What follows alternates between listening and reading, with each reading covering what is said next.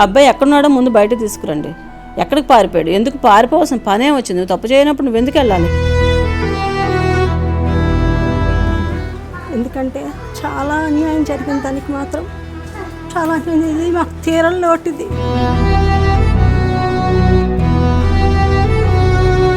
First తన wife అలా పడిపోయి ఉన్నప్పుడు తను ఏదైనా క్లాత్ కవర్ చేయాలి.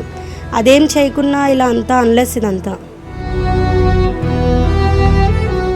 2 జిల్లాలను కలవరపెడుతున్న కేసు అయితే రాధా గాయత్రిదని చెప్పొచ్చు. అంటే తను మృతి ఎన్నో అనుమానాలకు తావిస్తుంది. అంటే ఎవరి ద్వారా న్యాయం జరగట్లేదు. ఎన్ని రోజులు గడుస్తున్నా ఎటు పాలుపోని దిక్కుతోచని స్థితిలో ఆ తల్లిదండ్రులు ఉన్నారు. మనమైతే ఇప్పుడు విజయనగరం జిల్లా జామి మండలం మామిడిపల్లిలో ఉన్నాము. రాధా గాయత్రి స్వగృహం వద్ద వాళ్ళ అమ్మగారు కూడా మనతో పాటు ఉన్నారు. ఒకసారి ఆవిడతో మాట్లాడదాము. రాధా గాయత్రి అంటే అనుమానాస్పద స్థితిలో అలా విగతజీవిగా కనిపించడానికి గల కారణాలు ఏంటి, అల్లుడు ఎలా ఉండేవాడు, ఎందుకు ఇంత బాధ వాళ్ళు దిగమింగవలసి వస్తుంది అనేది వాళ్ళ మాటలు మనం తెలుసుకున్నాం. అమ్మ నమస్తే అమ్మ. ఈ రాధా గాయత్రిది అలానే శ్రీచరణ్ వివాహం అంటే అరేంజ్డ్ మ్యారేజేనమ్మా? అరేంజ్డ్ మ్యారేజ్ అండి, అరేంజ్డ్ మ్యారేజే. తెలిసిన వాళ్ళ సంబంధం కూడా అది. మాకు మా పాప వాళ్ళ కజిన్ అండి, మా అల్లుడు వాళ్ళ కజిను. వీళ్ళిద్దరూ ఒకే క్లాస్మేట్స్, ఒకే దగ్గర ఉండేవారు వాళ్ళ ఫ్యామిలీ మేముని. అలా వాళ్ళు చెప్పడం జరిగింది అబ్బాయి ఉన్నాడని. ఓకే, మా పాప మాట్లాడింది, మేము మాట్లాడించాం, మాకు నచ్చారు, వాళ్ళకి మేము నచ్చాం, అంతే అనుకున్నాం. ఒక నెలలోనే ఇవన్నీ కుదిరిపోయి నవంబర్ 8వ తారీఖున అయిందమ్మా పెళ్ళి. మాకు ఆగస్టులో సంబంధం వచ్చింది. ఆగస్టు, సెప్టెంబర్, అక్టోబర్, నవంబర్ 8ని పెళ్లి చేస్తాం. అంతే 3 నెలలు. పెళ్ళైన దగ్గర నుంచి వాళ్ళు హ్యాపీగా ఉన్నారు లేదా ఏదైనా డిస్టర్బెన్స్ ఉందని మీకు చెప్పిందా గాయత్రి? పెళ్ళైన దగ్గర నుంచి అంటే వాళ్ళు ఎప్పుడు అబ్బాయి అక్కడ పూణేలో ఉండేవాడు, అమ్మాయి హైదరాబాద్లో జాబు. అస్మాటుగా అడుగుతూ ఉండేవాడు హైదరాబాద్ నుంచి నువ్వు పూణే ట్రాన్స్ఫర్ పెట్టుకోమని. నాకైతే ఢిల్లీ అంటే ఇంట్రెస్ట్ అని అబ్బాయి చెప్పేవాడంట. ఇప్పుడు పూణే మధ్యలో నేను రాను, అయితే నీ ఢిల్లీ ఇంట్రెస్ట్ ఉన్నప్పుడు ఢిల్లీయే పెట్టుకుంటాను. ఏకంగా ఇన్ని మారడానికి నాకు అవ్వదు, ఎక్కడో ఒక దగ్గర సెటిల్, ఇక్కడి నుంచి అక్కడికే అంతే అలా అనేది మా అమ్మాయి. హైదరాబాద్లో కూడా ఒక ఇల్లు తీసి పెట్టాడు. ఆ ఇంట్లో కూడా కొంచెం అనుమానంగా చూసేవాడు దాన్ని. అప్పుడే స్టార్ట్ అయింది ఫిబ్రవరిలో అనుమానం అన్నది. ఒక ట్రాకర్ పెట్టడం, హ్యాండ్ బ్యాగ్లో ట్రాకర్ పెట్టాడు. కాదని మా అమ్మాయి మంచి వర్క్ బిజీలో ఉన్నప్పుడు కాదని చెప్పించేశాడు. అది సరే కాదన్నాడు. ఏంటి ఇదంతా అనేసి అనుకున్నాం. మా అమ్మాయి వాడే అనేసి నిర్ధారణ అయిపోయిందమ్మా నాకు అంది. సరేలే అత్తగారు మామగారి దగ్గరికి వెళ్ళిపోతే బాగుంటుంది అనే ఒక ఇదనమాట. అక్కడికి వెళ్ళిపోతే వాడే చూసుకుంటారు. ఉన్న కుటుంబాలు మంచి కుటుంబాలు ఎలాగంటే 2 నెలలకే మనం విడాకులు తీసుకుని వదిలించుకుని వచ్చేస్తే మన పరువే పోతుంది. ఒక ఆడపిల్లగా తనకు నచ్చ చెప్పాను నేను, అంత పెద్ద ఇది కాదు, మంచివాడే అని మేము ఆ అబ్బాయికి సపోర్ట్ చేసేవారం. ఎందుకులే అమ్మ సర్దుకో అనే చెప్పేవారం. ఏదైనా సరే కొన్నాళ్ళు ఓపి పట్టు, అలా ఉండదని. అత్తగారింటికి వెళ్ళిపోవడం, అమ్మాయికి జాబ్ రావడం, ఫిబ్రవరిలో మేము దింపడం అన్నీ జరిగిపోయి. అక్కడే ఉండేది పూణే. ఆ అబ్బాయి పూణేలో ఉండేవాడు, అమ్మాయి ఢిల్లీలో. వాళ్ళ అత్తగారు మామగారు సెంట్రల్ గవర్నమెంట్ ఉద్యోగాలు. ఆయన రిటైర్ అయ్యారు, ఆవిడ వెళ్తుంది. వీళ్ళు ముగ్గురు ఉండేవారు అనమాట అత్తారింట్లో. మా అమ్మాయి వీక్లీ వన్స్ వెళ్ళేది ఆఫీస్కి. అది క్యాబ్, ఆఫీస్ క్యాబే వచ్చేవారు, తీసుకెళ్ళి మళ్ళీ 9 కల్లా ఇంటికి వచ్చేది. నైట్ ఉదయాన్నే 8:30, 7:30 అలా బయలుదేరినప్పుడు కాల్ చేస్తుండేది. వెళ్ళేటప్పుడల్లా వీడియో కాల్ చేసి చంపేస్తుండేవాడంట. ఎక్కడ కూర్చున్నావు, ఎవరి దగ్గర కూర్చున్నావు, నీ పక్కన ఎవడన్నాడు, ముందు ఎవడన్నాడు, ఇలా అడుగుతుండేవాడు. విసిగించేసేవాడమ్మా అంది. అత్తారింట్లో కూడా ఇలా ఎందుకు అంటున్నాడో చెప్పమ్మా అని నన్ను అడిగేది. పోన్లే వాళ్ళకి అనుమానం ఉంది, పోనీలే అమ్మ సర్దుకో, నువ్వు అత్తారింట్లో ఉన్నావు కానీ బయట ఎక్కడ లేవు కదా, నీ మంచితనం వాళ్ళకి అర్థమవుతుంది కదమ్మా అని మేము అలాగే చెప్పడం జరిగిందే కానీ ఇంత దారుణానికి అడగడతాడని అసలు ఊహించలేదమ్మా. అంటే వాళ్ళు డెహెడ్రోన్ వెళ్ళేటప్పుడు మీకు ముందు రోజు చెప్పారా ఇలా వెళ్తున్నామమ్మా క్యాంప్ అనేసి? వాళ్ళు ఏంటంటే వారం రోజుల ముందు మా పాప 5వ తారీఖున అబ్బాయి అక్కడ దిగాడు, చెప్పింది 5వ తారీఖున వస్తాడమ్మా అనేసి. అంటే పొద్దున్నే వచ్చాడు, 5వ తారీఖు ఉదయాన్నే దిగాడు. బాగానే ఉన్నారు వాళ్ళు చెప్పడం. అప్పుడు చెప్పింది మా అమ్మాయి 2 రోజులు అయిన తర్వాత చెప్పింది. మా ఆయన బర్త్డేకి మేము ముందు రాజస్థాన్, జైపూర్ వెళ్ళాలి వాళ్ళు. నాకు చెప్పగానే నేను వద్దన్నాను. అమ్మ అక్కడ ఇసుక తుఫాన్లు గట్రా వస్తున్నాయట, ఎండలు ఇలా ఉన్నాయి, జైపూర్ వద్దు అనేసి నేను. చూడు నువ్వు అంత దూరం ఎందుకమ్మా అనేసి. ఇప్పుడు సరే అనేసి మార్చుకున్నట్టున్నారు మరి వాళ్ళే, మరి నాకు తెలియదు అదే తర్వాత ఏం జరిగిందన్నది. సరే ఇక్కడ డెహ్రాడూన్ అంటే చెప్పింది మా అమ్మాయి. ఏంటి హరిద్వార్, రిషికేశ్ వెళ్తున్నాము మేము నలుగురు. అంటే ముందు నెల వాళ్ళ మామగారు బర్త్డే అయింది, ఎప్పుడు మార్చిలోనే ఉగాదికి.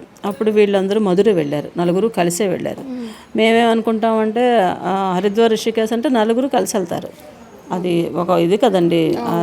ఆ యాత్రకి నలుగురు వెళ్తారని అనుకున్నాను. మా అమ్మాయిని అడిగితే నలుగురు వెళ్తామేమో అనేసింది, నలుగురు వెళ్ళొచ్చు అని. తర్వాత 2 రోజులు పోయిన తర్వాత మేము నలుగురం కాదు, ఇద్దరమే అని చెప్పింది. సరే ఇద్దరే. వాళ్ళ అత్తగారిని కూడా నేను అడగడం జరిగింది, ఎలా వెళ్తారు ఏంటండి, వాళ్ళిద్దరే అంటే వెళ్ళనియండి పర్వాలేదు. వాళ్ళు ఎలా ఉన్నారు, బాగున్నారు అనిపిస్తున్నదా లేదా, గొడవలు ఇంట్లో ఏమైనా ఆడుకుంటున్నారా, అదేం లేదు. మీ అమ్మాయి ఏం చెప్పిందంటే బాగానే ఉన్నాం, అదే నమ్మండి బాగానే ఉన్నారు వాళ్ళు, అంతే పంపిద్దాం వెళ్ళనియండి, వెళ్ళి వస్తేనే వాళ్ళకి ఫ్రీగా ఉంటుంది అని ఏదో చెప్పారు ఆవిడ. సరే వాళ్ళకి అంత నమ్మకంగా, మనం ఇక్కడ ఉన్నామండి, మేము ఇక్కడ ఢిల్లీ అక్కడ, మేము ఎక్కడ, వాళ్ళు కలిసి ఉంటున్నారు. రోజు ఆవిడ గమనిస్తూ ఉంటుంది వాళ్ళిద్దరిని. అబ్బాయి వచ్చిన దగ్గర నుంచి 10 రోజుల నుంచి మొత్తం నలుగురు అదేరినప్పుడు వాళ్ళు గమనిస్తారు. నేనేం గమనిస్తాను, మా అమ్మాయి చెప్పిన మాట వింటాను అంతే తప్ప నాకు తెలియదు కదా. ఆ చెప్పిన మాటకైనా నేను అదేమైనా అల్లుడిలా అన్నాడు అన్న మాటనైనా నేను తప్పుగా తీసుకోకూడదు అని చెప్పేదాన్ని. ఎందుకంటే నచ్చ చెప్పే మెంటాలిటీ నాది కూడా. తెచ్చుకుని మన ఆడపిల్ల ఇంట్లో ఏం పెట్టుకుంటామండి, జాగ్రత్తగా ఉండమనే చెప్తాం ఏ పిల్లకైనా. అలా అని వెళ్ళడం జరిగింది. వాళ్ళిద్దరే అన్నారు. పొద్దున్న అబ్బాయి ముందు రాత్రి ఫోన్ చేశాడు, మేము రేపు వెళ్తున్నాం అత్తయ్య గారు మామయ్య గారు అనేసి మాట్లాడాడు మాతో. చాలా జాగ్రత్తగా వెళ్ళండి, బర్త్డే అబ్బాయిది, వెళ్ళి రండమ్మా అని చెప్పేసాం. ఓకే అంతవరకు అయింది. వెళ్ళారు వాళ్ళు.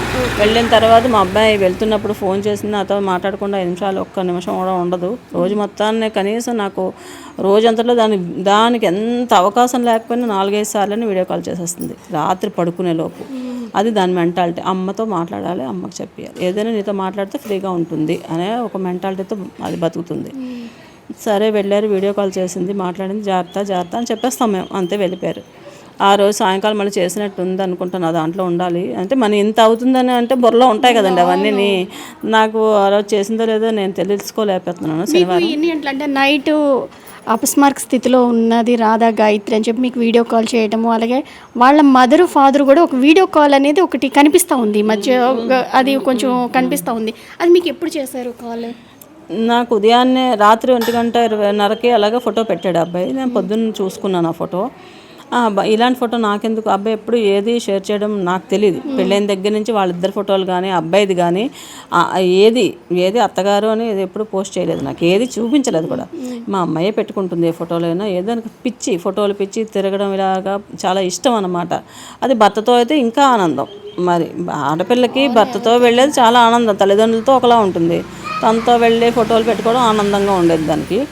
ఆ అబ్బాయి ఫోటో పెట్టాడు, ఏంటి ఈ ఫోటో అనుకుని పొద్దున్న లేచి కాఫీ తాగి చూసుకున్నాను, అంతే 8 అయింది. అబ్బాయి నుంచి కాల్ వచ్చింది మా వారికి 7:45కి. మరి ఆయన ఫోన్లో ఉంటుంది అది, ఆయనకి మామూలు కాల్ చేశాడు, ఇలాగ గాయత్రికి చలనం లేకుండా పడి ఉంది మామయ్య గారు, నాకేం అర్థం కావట్లేదు అన్నాడు.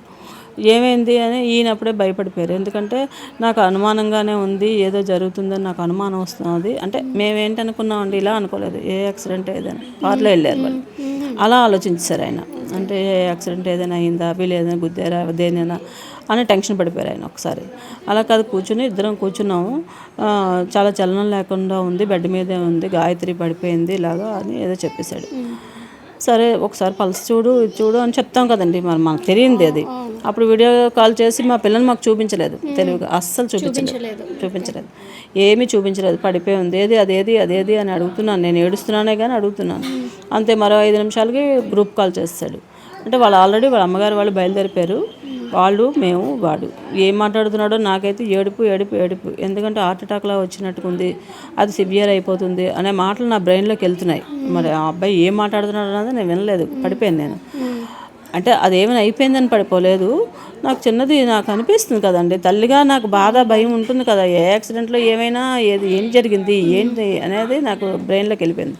నేను వినలేదు ఏం మాట్లాడుకున్నారు వీళ్ళు, అంతే. ఒక 10 నిమిషాల్లో మీరు అత్తయ్య గారు వచ్చేయాలి, మీరు అత్తయ్య గారు రండి అంటే అప్పుడు ఈయన అన్నారు, మాకేం తెలుస్తుందమ్మా, నాకు అసలు ఏం తెలియదు, మాకైతే మా వారికి అసలు టచ్ ఫోన్ వాడడం కూడా తెలియదండి, ఏదైనా నాకు మా అమ్మాయి నేర్పింది, నేను ఒకతనే ఇంట్లో ఏదైనా చూసుకోవడం అది. ఆయనకైతే ఏమీ తెలియదు, ఆయనకి ఇలాంటి ఫోటోలు కానీ ఏం చూడడం కూడా తెలియదు.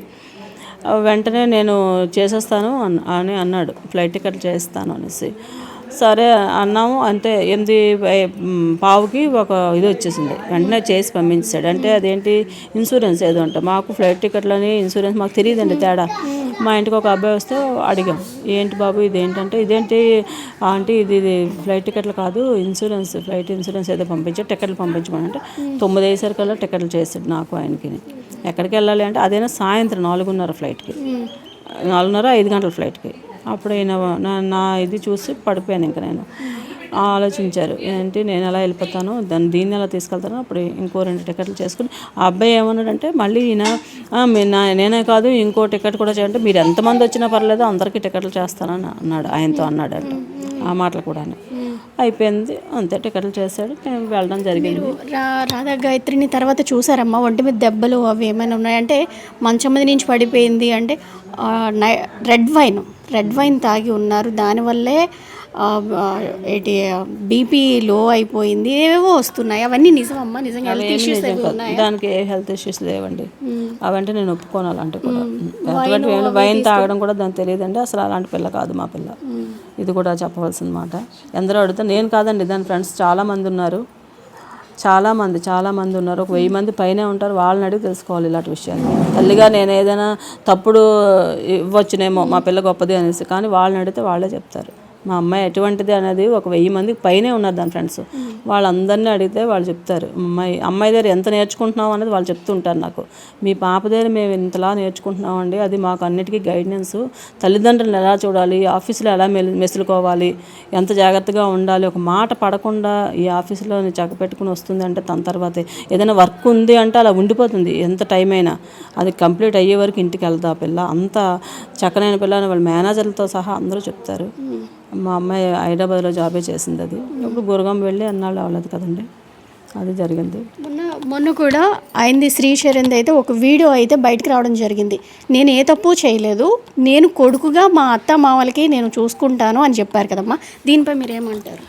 ఇప్పుడు అబ్బాయి ఏ తప్పు చేయలేదు అన్నప్పుడు అబ్బాయి ఎక్కడికి వెళ్ళాడు? ఆ అబ్బాయి ముందు ఇక్కడ రావాలి. తప్పు చేయలేనప్పుడు ఆ తల్లిదండ్రులు ఇలా వదిలేడు కదండి. ఇప్పుడు కడుపు పుట్టిన తల్లిదండ్రులు వాళ్ళని వదిలేశాడు. అనుకుంటున్నాను నేను తల్లిదండ్రులుగా చూసుకుంటా అన్నప్పుడు మమ్మల్ని ఎందుకు వదిలేయాలి? ముందు అది కావాలి నాకు. దానికి ఇది చేయండి. ఆ అబ్బాయి ఎక్కడున్నాడో ముందు బయట తీసుకురండి.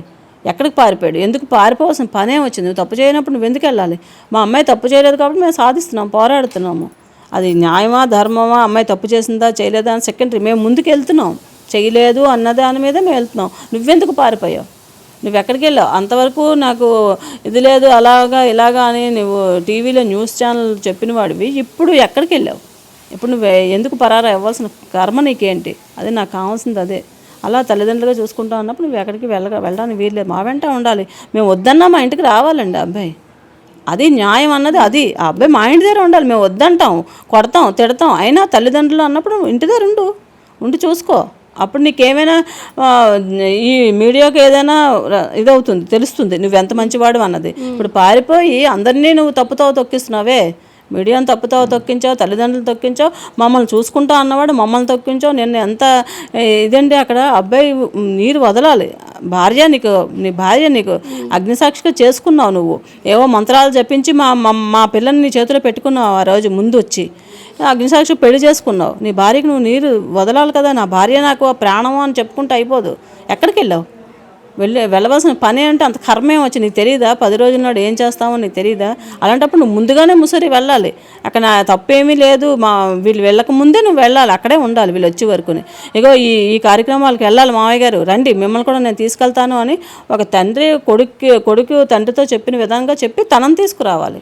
అలాంటిది నువ్వెక్కడ దాంగున్నావు? నువ్వు బయటకు రా, వచ్చి మాకు న్యాయం చూపించు.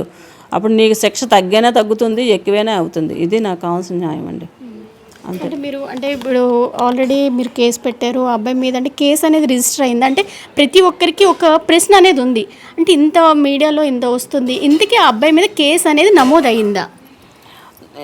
నమోదయ్యిందనే అంటున్నారండి. కాకపోతే అక్కడ పోలీసులు ఇవ్వడం లేదు. ఎందుకంటే సపోర్ట్ చేస్తున్నారు అక్కడ. మనకు చాలా ఇన్ఫ్లుయెన్స్ మీదే మొత్తం అంతా అవుతుంది. అది నమోదు అయ్యింది కానీ వాళ్ళు ఇక్కడికి ఇవ్వడం లేదండి. అక్కడికి వస్తాడు, వాడికే ఫోన్ చేస్తున్నాము, ఇక్కడ వస్తే మేము ఇక్కడ అరెస్ట్ చేయాలి, మీకు కాదు అని వాళ్ళు గట్టిగా భీష్మించి కూర్చున్నారు వాళ్ళు అక్కడ. అంతే. ఇక్కడ మీరు పట్టుకుంటే మేమేమి ఇది అవుతాం కదా, మాకు ఉండాలి కదా, ముందు అబ్బాయిని ఇక్కడే పట్టుకుంటాం అని వాళ్ళు అంటున్నారని మా వాళ్ళు చెప్తున్నారు అక్కడ నుంచి. అందుకు వాళ్ళకి ఫోన్లు చేస్తున్నాము, అబ్బాయికి ఫోన్ చేస్తున్నాము, వాళ్ళు తీయడం లేదు. అబ్బాయి స్విచ్ ఆఫీసే ఉన్నాడు మేము చేసిన దగ్గర నుంచి. ముందుగా వాళ్ళ నాన్నగారు ఏం చెప్పారంటే మొన్న అబ్బాయి మసూరి వెళ్ళిపోయాడు 4 రోజుల కిందటని, ఈ పాటికి అక్కడే ఉంటాడో నేను చెప్పారు. మరి ఈ రోజుకి లేడు, అక్కడ చేరలేదు. ఎక్కడికి వెళ్ళాడు అబ్బాయి? అసలు ఆ అబ్బాయి ఎక్కడికి వెళ్ళాడని తల్లిదండ్రులుగా వాళ్ళకి తెలుసా లేదు, ముందు వాళ్ళని ఇన్వెస్టిగేట్ చేయాలండి, మమ్మల్ని కాదు. వాళ్ళని అడగండి, అడిగితే తెలుస్తుంది వాళ్ళ అబ్బాయి ఎక్కడికి వెళ్ళాడండి. మేము ఎంత చెప్పినా ఇదే చెప్తామండి, ఇంకంతకన్నా నా దగ్గర ఏముంటుంది చెప్పండి. మా వారు చూస్తే నిద్ర ఆరాలు మానేసి ఆ పిల్ల కోసం అక్కడే ఇది అవుతున్నారు, తీసుకొచ్చి ఇక్కడ పడేశారు. ఆ పిల్లని నలుగురికి మొహం చూపించారు, అయిపోయింది, అంత్యక్రియలు చేశారు, వెళ్ళిపోయారు అక్కడికి. నాకు న్యాయం కావాలని ఆయన ఆర్మీలో చేసినప్పుడు ఆ మంచుకొండల్లో తిరిగి నానా బాధలు పడి దేశానికి సేవ చేశారు. ఈరోజు తన పిల్ల కోసం కూడా అక్కడ అంతలా బాధపడుతున్నారంటే ఏ మీడియా, ఏ గవర్నమెంట్ వాళ్ళు సహకరించరా అనేది ఒక డౌట్ నాకు. ఎందుకు అంతలాగా అంటే అలాంటి సైనికుడు పిల్లకే న్యాయం లేనప్పుడు ఇంకా ఎవరికి ఉంటుందండి, ఎవరికి ఉంటుంది? దేనివల్ల ఇదంతా ఆగుతున్నది? అది ముందు మీరు వెలికి తీయాలి. మేము ఎంత చెప్పినా ఇదే చెప్తాము. మీడియాకి మేము ఏం చెప్పుకునేది ఇదే, ఇంతకన్నా ఏం చెప్తానండి. నేను తల్లిగా నా బాధ ఇదే, నాకు న్యాయం కావాలి. ఏదైనా న్యాయం చెయ్యండి, ఎక్కడ ఏముందో తెలుసుకోండి. అబ్బాయి ఎక్కడున్నాడు అన్నది ముందు మీ మీడియాలో అన్నీ ఆ అబ్బాయిని బయటికి తీసుకురండి, ఆ అబ్బాయి చేత నిజం చెప్పించండి. ఇదే నాకు కావాల్సింది, ఇంతకన్నా మరి ఏం లేదు. నమస్కారం. రాధాగాయత్రి పిన్ని అండి నేను, మా అక్కయ్య గారు ఆవిడ. చెప్పండి అమ్మా, ఎలా ఉండేవారు మీతో రాధాగాయత్రి చాలా అంటే నేను కనకపోయినా నా కూతురులాగా ఉండేదండి. చాలా అంటే నన్ను వాళ్ళ అమ్మకి 2 కూతుర్లు అనేది, చిన్నోడు పెద్దోడు అని. నన్ను చిన్నోడు అనేది, నేను దాన్ని పెద్దోడు అనేదాన్ని. అంత ఏదైనా చాలా షేర్ చేసుకునేది నాతోటి. పెళ్ళికి ముందు వారంలో 2-3 సార్లు ఫోన్ చేసేది, వాళ్ళ అమ్మకి కలిపేది, ఏవో మాట్లాడుకునే, జోక్ చేసుకుని చాలాసేపు గంటలు మాట్లాడుకునేవారు. పెళ్ళి అయింది, అమ్మాయి కొంచెం ఫోన్ మాట్లాడడం అసలు కొంచెం అప్సెట్గా అలా ఉంటుండేది. మేము అనుకున్నాం పెళ్ళి అయింది కదా, అత్తగారి ఇంట్లో ఉంటుంది, తను ఏవో ఉంటాయి కదా ఇంట్లో, అత్తగారి ఇంట్లో బాధ్యతలు ఉంటాయి కదా, అందుకేమో అనుకున్నాం. ఫోన్ చేసినా సరే ఒక 10 నిమిషాలు మాట్లాడి మళ్ళీ వెంటనే పెట్టేసేది. ఆ అమ్మాయితో ఫోన్ కూడా మాట్లాడడం మాకు కరువు అయిపోయింది. ఇక మా కాల్లో నేను అదే అనుకున్నాను, వదిన ఫోన్ చేయట్లేదు, మా కాల్ కూడా అదే మాట అనేది. చాలా బాగా మాతో ఉండేదండి, చాలా ముద్దు కూడా మాకు ఆ పిల్ల అంటే. ఎందుకంటే పెద్ద బిడ్డ, తర్వాత మా కుటుంబంలో చదువుకున్న అమ్మాయి, తెలివైన అమ్మాయి, చాలా తెలివితేటలు, అంత పెద్ద చదువుకుని అంత ఉద్యోగం చేసిన మా జనరేషన్లో ఉన్న అమ్మాయి. అందుకే మాకు చాలా ముద్దు అమ్మాయి అంటే. మాకేదైనా చిన్న సలహా కావాల్సిన దాన్నే అడిగేవాళ్ళం. ఏదైనా చదువుకోవడం గురించి కాదు, దేని గురించి, హాస్పిటల్ అయినా ఏదైనా కావాలంటే అమ్మ అది అంటే అలాగా ఎవరైనా, మా అన్నయ్య గారు అంటే వీళ్ళైనా ఎవరైనా సరే దాన్నే సలహా అడిగేవాళ్ళం. మా మనవాడు అన్నా కదా చాలా ముద్దుగా ఉండేది. చిన్నవాడు అంటే గొప్ప ఇష్టంగా ఉండేది. అది దానికి ఇలా జరిగిందంటే మేమే తట్టుకోలేకపోతున్నాం. ఎందుకంటే చాలా అన్యాయం జరిగింది దానికి మాత్రం, చాలా అన్యాయం. ఇది మాకు తీరని లోటుది, మా గాయత్రి పోవడం అనేది మాకు తీరని లోటు. నేను చెప్పలేకపోతున్నాం బయటికి. ఆవిడ చెప్తుంది, మేము ఆవిడ ఓదార్చలే, మేము కళ్ళనీళ్ళు పెట్టుకోలేకపోతున్నాం అంతే. నాకు పిల్ల 27 ఏళ్ళు పెంచింది, ఎంతో ముద్దు. మా అక్కకి మా బావగారు కదంటేను అసలు దానికోసం బతుకుతారు వాళ్ళిద్దరు. అలాంటిది ఈరోజు అది లేకుండా పోతే వాళ్ళ జీవితం ఏమైపోతుందండి. ఇష్టం లేదు అంటే తీసుకొచ్చి వాళ్ళ పిల్లలకి అప్పచెప్పాడు అనుకోండి, అప్పచెప్పిస్తే చక్కగా వాళ్ళు చూసుకుంటారు, దానికి మహారాణిలా ఉంటుంది. ఈరోజు ఆ అబ్బాయి ఎక్కడో దిక్కుమానట్టుకు తిరుగుతున్నాడు, దాని పరిస్థితి ఇలాగైపోయింది. ఈ తల్లిదండ్రులు ఆ తల్లిదండ్రులు ఎంత ఇబ్బంది పడుతున్నారు చిన్న పొరపాటు చేయడం వల్ల. వాడు అదే బాధగా ఉందండి. ఏదైనా మీరు, నేను వదిన అవుతాను. ఎలా ఉండేది మీ ఇద్దరు బాండింగ్? చాలా బాగుండేది మా ఇద్దరి బాండింగ్ అయితే. అంటే మా ఇద్దరం సిస్టర్స్లా ఉండేవాళ్ళం, అంత క్లోజ్గా ఎవ్రీ సీక్రెట్స్ అన్నీ షేర్ చేసుకోవడం అన్నీ ఉండేవి. మా మ్యారేజ్ అయ్యి 5 years అవుతుంది. చాలా బాండింగ్ ఉండేది నాకు తనతో. ఎప్పుడు తను ఎక్కువ ఫోన్ అయితే చేసేది బిఫోర్ మ్యారేజ్. అయితే మ్యారేజ్ అయిన దగ్గర నుండి బాగా తగ్గించేస్తే, నేను నార్మల్గా అత్తవారింట్లో ఉంటుంది కదా, తను ఎక్కువ ప్రెషర్ పెట్టకూడదనే మేము చేసేవాళ్ళం కాదు. లాస్ట్ టైం నేను వాళ్ళ ఇంటికి వెళ్ళినప్పుడు కూడా తను బాగానే ఉంది, అప్పటికి మాతో ఏం చెప్పలేదు ఇలా జరుగుతోంది సంథింగ్ అని. తనకైతే జస్టిస్ జరగాలి, నేను అదే కోరుకుంటున్నాను. మీరిద్దరూ క్లోజ్గా మూవ్ అయ్యేవారు, క్లోజ్ ఫ్రెండ్స్ అన్నారు కదా. అంటే రాధా గాయత్రి మీద కొన్ని మాటలు అయితే వస్తున్నాయి. ఎందుకంటే అబ్బాయి మేము వైన్ తాగాము, ఎంజాయ్ చేసాము, ఈ విధంగా చెప్పారు కదా, అలవాటు ఉందా? లేదు, మా వదినకైతే ఎటువంటి అలాంటి హ్యాబిట్స్ అసలు ఏవీ లేవు. తను చాలా మంచిది. అలాంటి పర్సన్ మళ్ళీ మాకు దొరకడం అనేది జరగని పని. తనకి డ్రింకింగ్ అలాంటి హ్యాబిట్స్ అయితే ఏం లేవు. అదంతా రాంగ్ స్టేట్మెంట్స్. మొత్తం ప్రీ ప్లాన్డ్గా చేశాడని అయితే నాకు అనిపిస్తుంది. ఎందుకంటే మా వాళ్ళకి చేసేసరికి వాళ్ళ పేరెంట్స్ ఆల్రెడీ బయలుదేరిపోయారు. అక్కడ వీడియో మీరు చూసే ఉంటారు. ప్రతిదీ స్క్రీన్ రికార్డింగ్ చేయాల్సినంత అవసరం అయితే లేదు. ఫస్ట్ తన వైఫ్ అలా పడిపోయి ఉన్నప్పుడు తను ఏదైనా క్లాత్ కవర్ చేయాలి. అదేం చేయకున్నా ఇలా అంతా అన్లెస్ ఇదంతా. కూతురైనా నా కూతురి కింద నా దగ్గరే పెరిగిందమ్మా ఈ పాప. 3 సంవత్సరాల తర్వాత వైజాగ్ తనకి జాబ్ వచ్చి వెళ్ళిపోయాడు. ఎక్స్ ఆర్మీలో చేసి ఆయన ఎప్పుడు ప్రతి పండక్కి ఇక్కడికే వచ్చి దొడ్డ అని నా దగ్గరే అన్నీ చేయించుకుని చెందేది. అత్తయ్య గారు మావయ్య గారు అందరూ మేము ఎంతో ముద్దుగా పెంచుకున్నాం దాన్ని. దానికి న్యాయం జరగాలి. న్యాయం జరిగితేనే కానీ మేము ఊరుకునేది లేదు. మరి 3 పిల్లల్ని నేను ఎంతో ముద్దుగా నా పిల్లలాగే పెంచుకుంటున్నాను. అందులో నా పెద్ద కూతురు పోయింది. అందుకే నాకు చాలా బాధగా ఉంది. ఇది కంపల్సరీ న్యాయం జరగాలి. దీనికి ఇంకో ఆడపిల్లకి ఇది అన్యాయం జరగకుండా నా పిల్లకి న్యాయం జరగాలి. అది అతనైతే మా ముందుకి రావాలి, మా బిడ్డ చావుకైతే న్యాయం జరగాలి. ఇది బిడ్డను ఎలాగో కోల్పోయాం, కనీసం దీనికి కూడా ఒక న్యాయం అనేది జరగాలి, మాకైతే న్యాయం జరగాలి. మీడియా ద్వారా అయితే మేము వేడుకుంటుంది ఇదే. ఈ రోజున బిడ్డను కోల్పోయిన స్థితి నిజంగా ఏ తల్లిదండ్రులు కూడా రాకూడదు. ఎందుకంటే ఉన్నత శిఖరాలు అధిరోహించి మంచి పొజిషన్లో ఉండి తనని చూసుకుంటుంది మా బిడ్డ అని ఆశించిన తల్లిదండ్రులకి ఈరోజు ఆ బిడ్డను కోల్పోయి మీడియా ద్వారా వేడుకోవడం అయితే జరుగుతుంది. నిజంగా చాలా బాధనైతే మనం మాటల్లో చెప్పలేదన్నమాట. మరి చూద్దాం, రాధా గాయత్రి మృతికి న్యాయం జరుగుతుంది, మీడియా ద్వారా వీళ్ళకి న్యాయం జరుగుతుందని ఆశించడం తప్ప మనం అంటే చూడాలి. ఎందుకంటే తండ్రి కూడా ఇక్కడ లేరు. ఆ బిడ్డ చనిపోయిన దగ్గర నుంచి మిసోరీలోనే ఉన్నారు. ఇప్పుడు వచ్చి అయితే తండ్రి కూడా లేరు. వీళ్ళు ఈ రోజున ఇక్కడ దిక్కుతోచని స్థితిలో ప్రతి అధికారుల చుట్టూ స్టేషన్ల చుట్టూ తిరుగుతూనే ఉన్నారు కాళ్ళు అరిగేలాగే. ఆయన ఇప్పటికీ శ్రీచరణ్ అయితే తీసుకొచ్చి మా ముందు ప్రవేశపెట్టాలనేది వీళ్ళు కోరుకుంటున్నదన్నమాట. సీమ, సుమన్ టీవీ, విజయనగరం.